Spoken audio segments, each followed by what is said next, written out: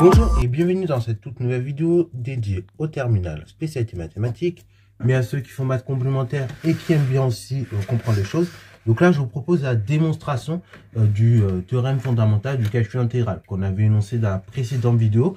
Donc, on va démontrer ce théorème-là. Donc, vous allez voir, ça va être assez costaud. Puis après, dans ce second temps, on va démontrer le corollaire, donc ceux qui en découlent. Ok. Alors d'ailleurs, corollaire, il faut savoir que dans l'étymologie de ce mot, ça vient du grec, et donc ça veut dire quoi concrètement en grec? Ça veut dire justement de ceux qui découlent. Okay, voilà, d'où le terme corollaire aussi. Voilà. Bon, fermeture de la parenthèse, je suis pas prof de français, mais bon, c'était juste pour vous faire une petite parenthèse là-dessus, sur le terme corollaire, parce que parfois on emploie des mots, mais on comprend pas, on sait pas d'où ça vient en tout cas. Alors, démonstration donc du théorème fondamental du calcul intégral. Alors, avant de faire la démo, pareil, je voulais quand même vous mettre le théorème.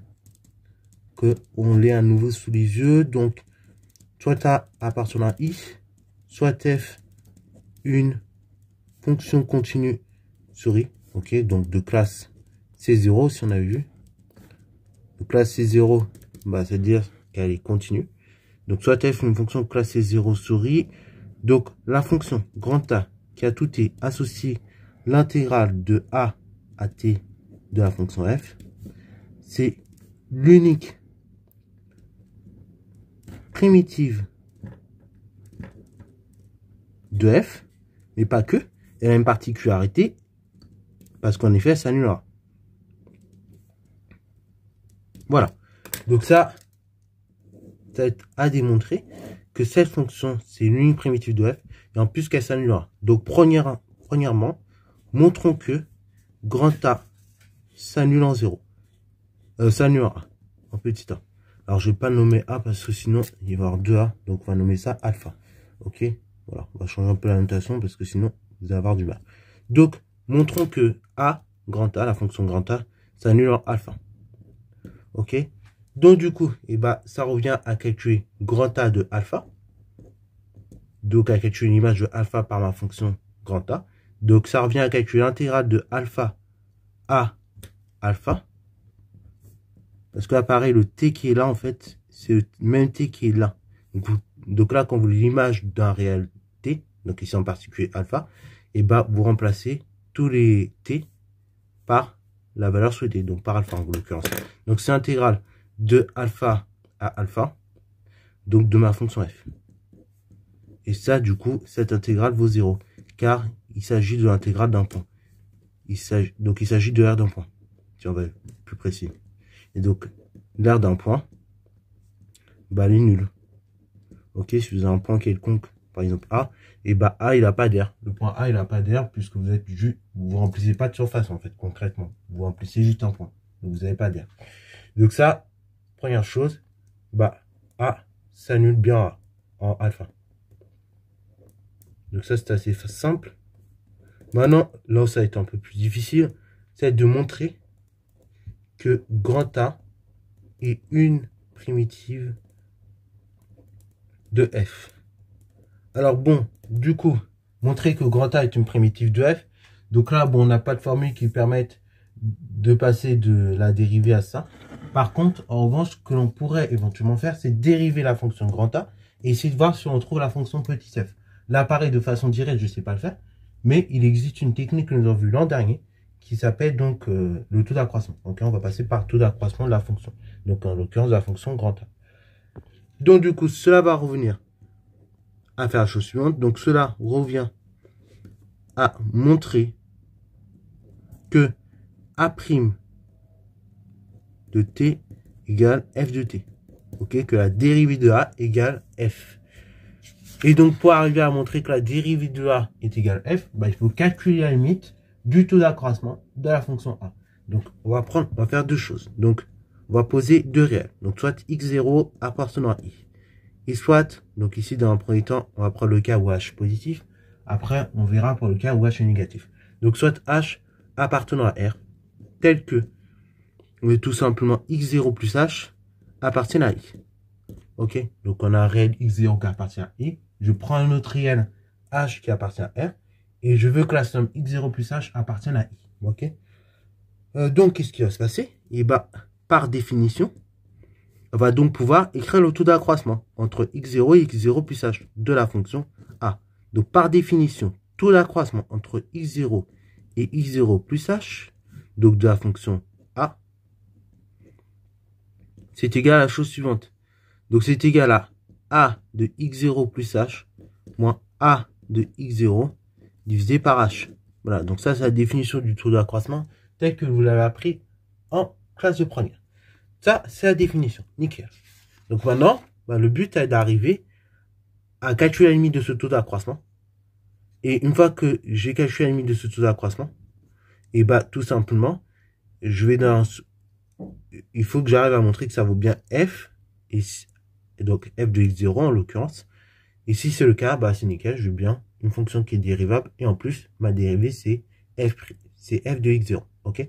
Bon, on va y arriver petit à petit. Donc là, pour bien atteindre notre objectif. Donc là, ici, dans le cadre de la démonstration, on se limite. Donc dans le cas où f est croissante. Alors après, on pourrait faire le cas où f est décroissante. Du coup, ça a changé un certain nombre de... Ça a changé beaucoup de choses, notamment dans l'ordre des inégalités. Mais voilà. Et du coup, ça m'obligerait à faire 4 démonstrations. Ce qui est un peu long, honnêtement. Déjà, on va peut-être faire 2. Voilà, on verra le cas où H positif, H négatif. Et après, on va s'arrêter là. Mais pour le cas où F décroissante, si vous voulez, vous pouvez tenter la démo. Mais vous verrez, ça a changé beaucoup de choses dans l'ordre des inégalités. Ok, c'est pour ça que je ne tente pas ici.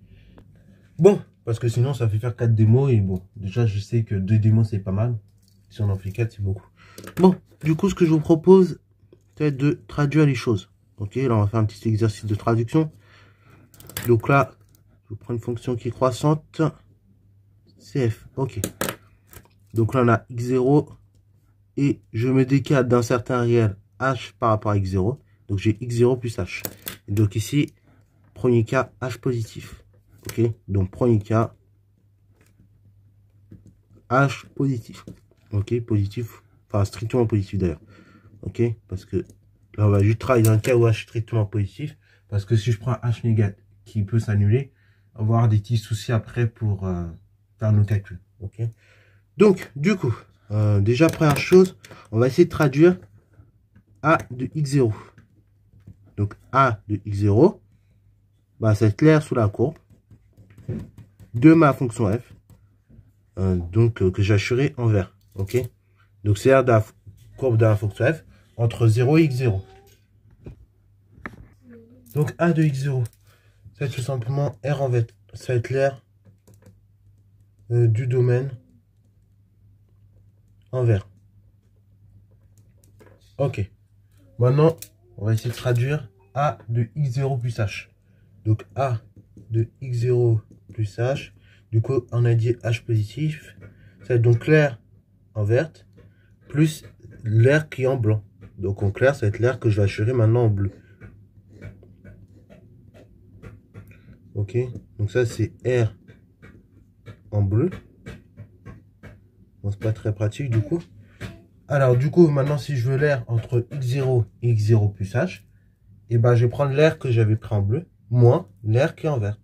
Et comme ça, j'aurai bien l'air entre x0 et x0 plus h. Ok, donc A de x0 plus h moins, du coup on a dit A de x0. Du coup, c'est tout simplement l'air sous la courbe. Donc, mais dans l'air en bleu et l'air en vert, c'est toujours l'air sous la courbe. Donc, des domaines en vert et des domaines en bleu. Donc, l'air est là, donc l'air entre x0 plus h et x0, et c'est tout simplement l'air sous la courbe de f entre x0 et x0 plus h. Ok. Bon, maintenant qu'on a essayé de traduire ça, je vais essayer d'estimer cette aire-là, entre x0 et x0 plus h. Donc, il me faut un majorant et il me faut un minorant.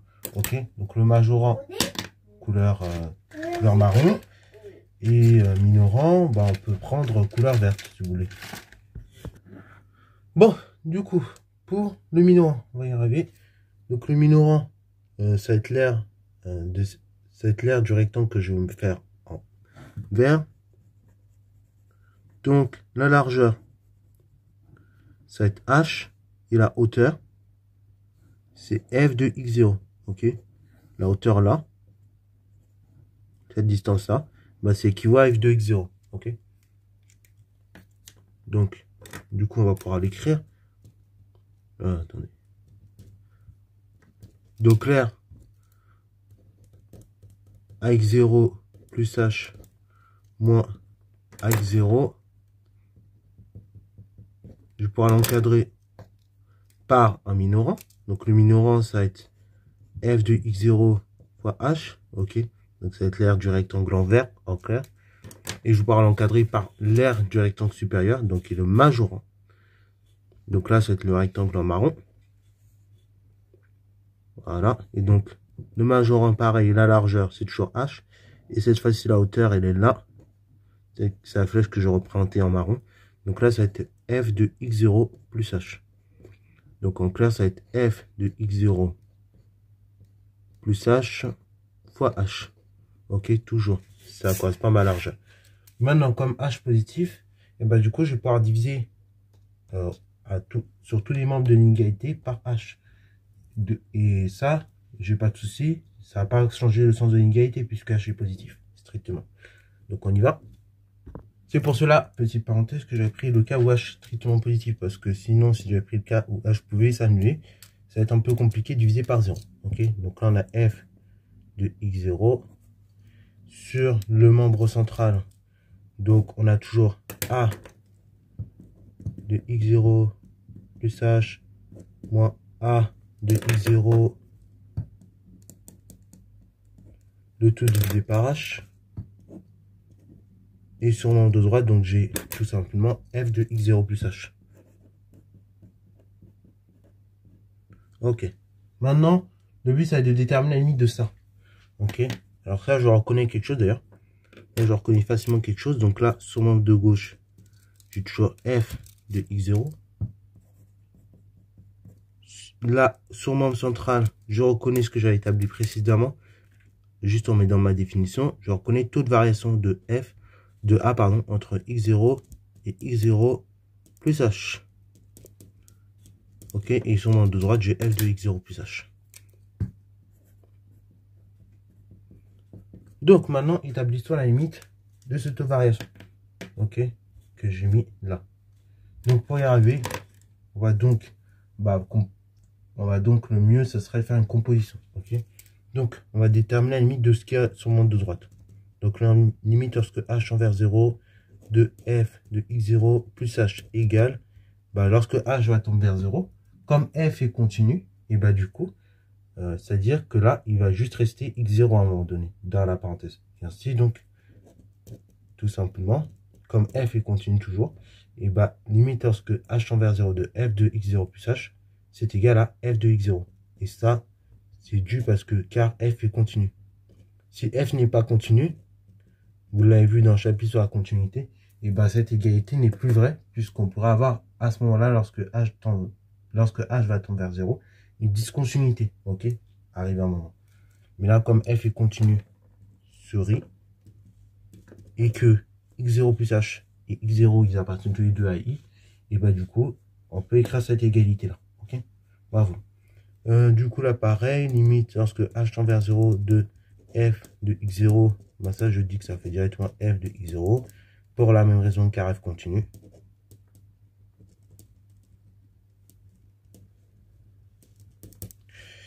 Et donc, du coup, le minorant tend vers f de x0, le majorant tend vers f de x0, donc forcément, ce qui est au centre tend vers f de x0, ok.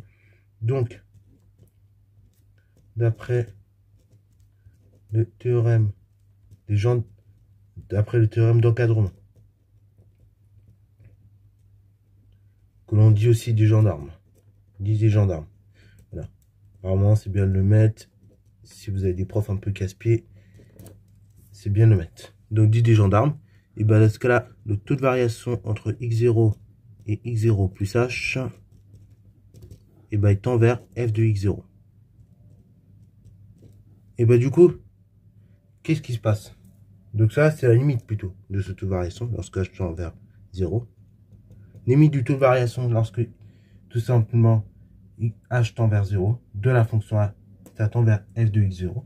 Donc ça, et bah du coup je dis quoi? Et bah ça implique que du coup donc f donc a dérivable d'une part, a dérivable souris,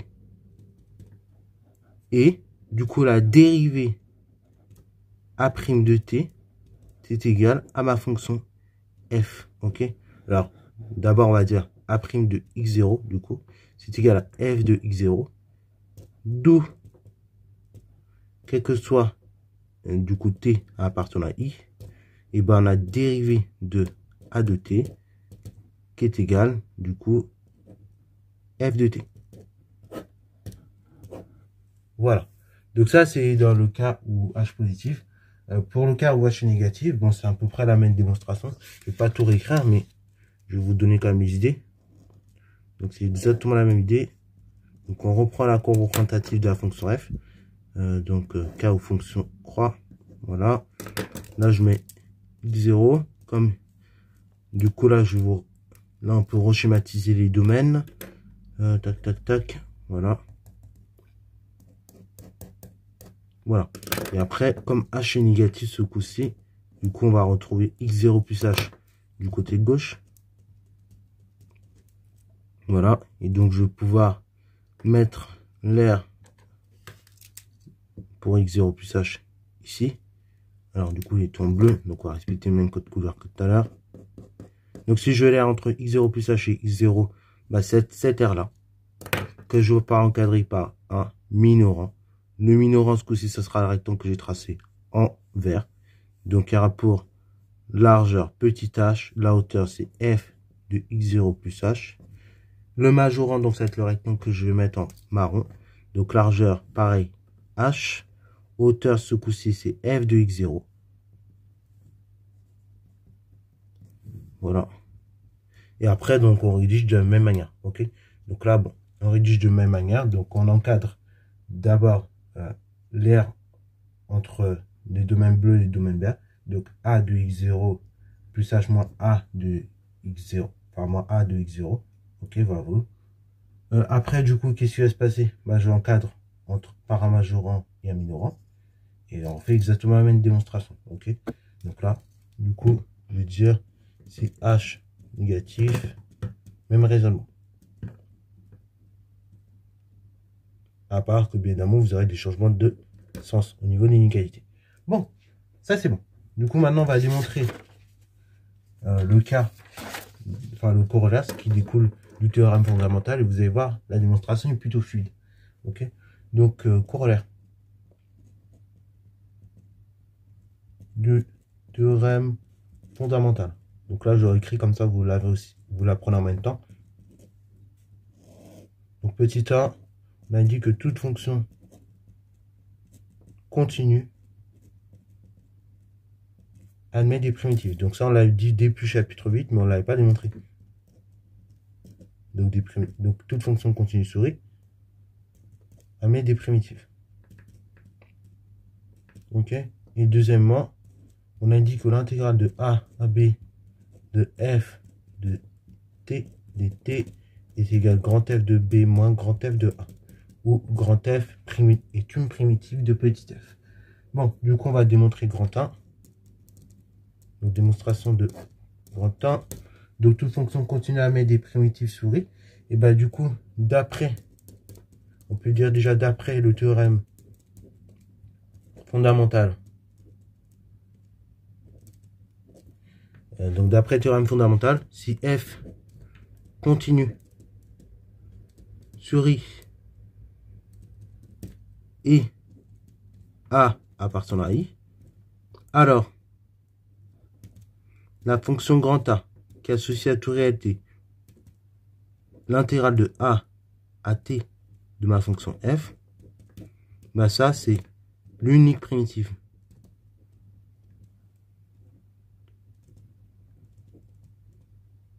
de petit f qui s'annulera. Ça, c'est ce qu'on dit d'après le théorème fondamental du calcul intégral. Donc, bah, ça, c'est l'unique primitive qui s'annulera. Mais si je veux l'ensemble des primitifs, bah, il suffit d'ajouter n'importe quelle constante. Ok? Donc, l'ensemble des primitives de f sont les fonctions a qui associent à tout réel t, l'intégrale de a à t de la fonction f de t plus une constante k, où k appartient à r. Et donc ça donne l'ensemble des primitifs. Ok. Donc ça c'est pour la première proposition. Maintenant on va démontrer le deuxième cas. Donc deuxième cas, bah, c'est que l'intégrale, on avait dit, de a à b de la fonction f, c'est égal à grand F de b moins grand F de a. Donc ça se démontre encore une fois très rapidement à partir du corollaire fondamental, du théorème fondamental. Ok, c'est pour ça qu'on dit que c'est un corollaire. Donc on a dit quoi du coup?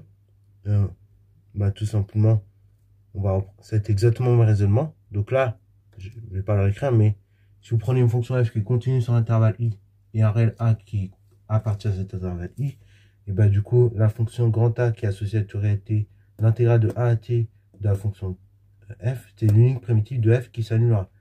Et donc, on avait dit d'après grand 1 que l'ensemble des primitives de f, c'est ce genre de fonction. Donc on va dire, d'après grand 1, d'après 1, l'ensemble des primitives de f sont donc les fonctions. Alors du coup, alors je vais pas nommer ça a, je vais nommer phi, ok. Cette fonction phi qui a tout réel t associé, donc l'intégrale de a à t de la fonction f. Ok, donc et plus k, où k appartient à r. Et donc le but est de montrer, comme phi c'est une primitive de petit f, enfin c'est l'ensemble des primitives de petit f, et bah c'est de montrer que quelle que soit la primitive que je vais prendre pour la fonction petit f, si je fais grand f de b moins grand f de a, donc en fait phi de b moins phi de a, puisque phi c'est l'ensemble des primitives de f, et bah si je fais ce même calcul, et bah j'obtiens l'intégrale de a à b de la fonction f. Donc on y va.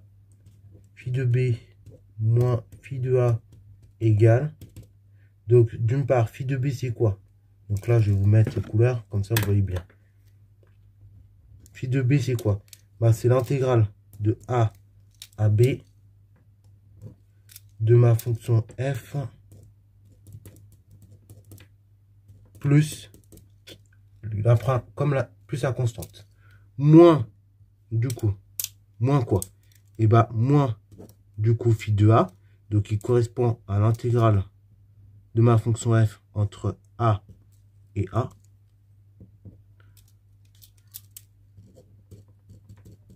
plus une constante k.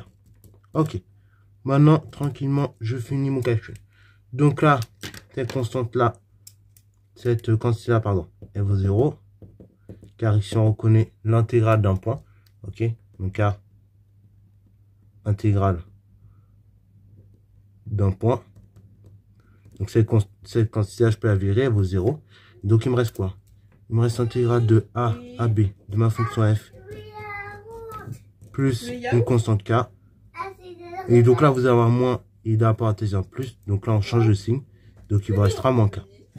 Et donc après calcul on trouve que phi de b moins phi de a égale l'intégrale de a à b de ma fonction f. Voilà, et donc là on vient de montrer que quelle que soit la primitive de f que je vais prendre, et ben en fait le calcul phi de b moins phi de a va donner donc tout simplement l'intégrale de a à b de la fonction f. Voilà, donc c'est tout pour cette vidéo, j'espère que t'as plu, n'hésite pas à liker, commenter, et ben on se revoit dans les commentaires.